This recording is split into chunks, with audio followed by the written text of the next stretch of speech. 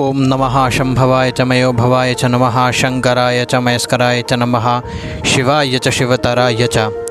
जय श्री राम मित्रों, आइए आज हम जानते हैं महाशिवरात्रि पर भगवान शिव की पूजन व आराधना कैसे की जाती है। महाशिवरात्रि का पावन पर्व भगवान शिव की आराधना का सबसे बड़ा दिन है।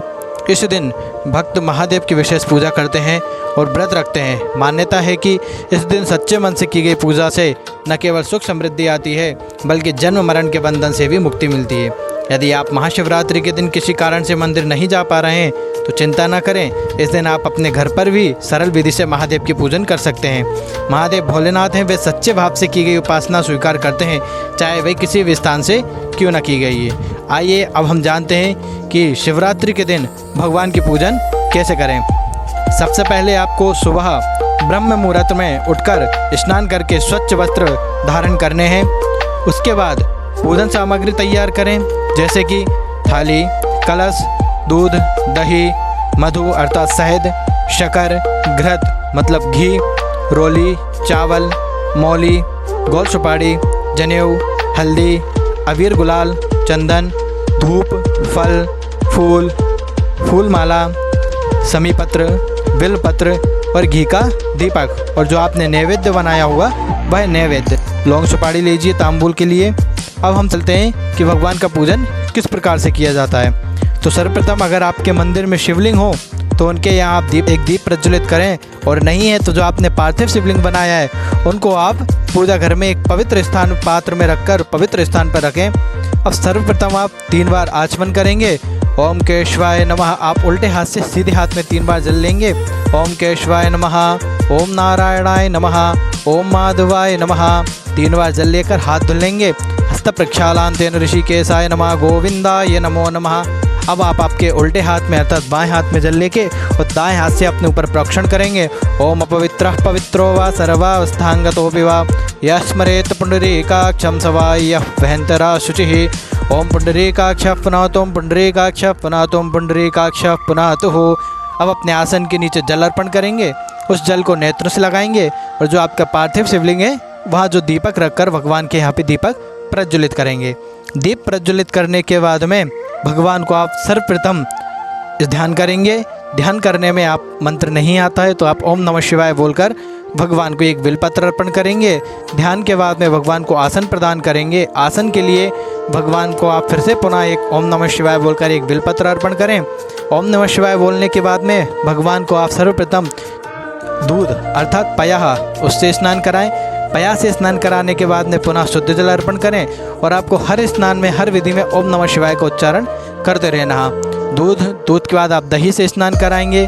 दही के बाद में पुनः शुद्ध जल से स्नान कराएं। फिर आप भगवान को मधु से स्नान कराएं। मधु से स्नान कराने के बाद में पुनः शुद्ध जल।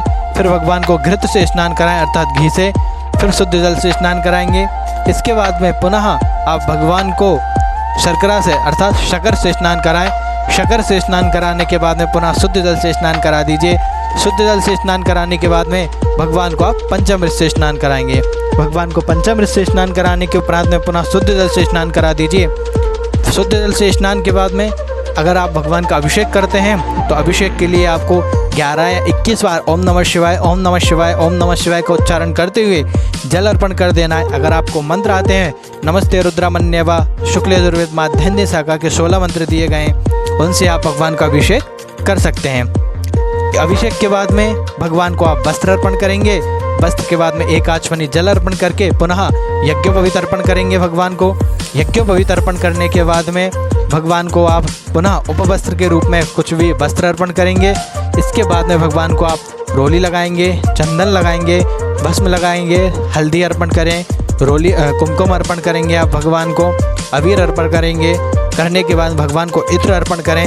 सब सामग्री आप भगवान को अर्पण करने के बाद में भगवान को आप फूल चढ़ाएंगे। फूल के बाद में फूल माला चढ़ाइए, दूर्वा चढ़ाएं, समीपत्र अर्पण करेंगे। सब आप ओम नमः शिवाय बोल के अर्पण करते रहेंगे। इसके बाद में आप भगवान पर सभी सामग्री अर्पण करने के बाद में शमीपत्र अर्पण करेंगे, बिलपत्र अर्पण करें। ओम नमः शिवाय लिखकर 11-21 बार बिलपत्र अर्पण 11 या 21 बिलपत्र अर्पण करें। उसके बाद में आप भगवान को आपने यहाँ नैवेद्य बनाया होगा तो नैवेद्य, और नैवेद्य नहीं बनाया हो तो आप जो भोग लेके आए, फल लेके आए, वह भगवान पे अर्पण करेंगे।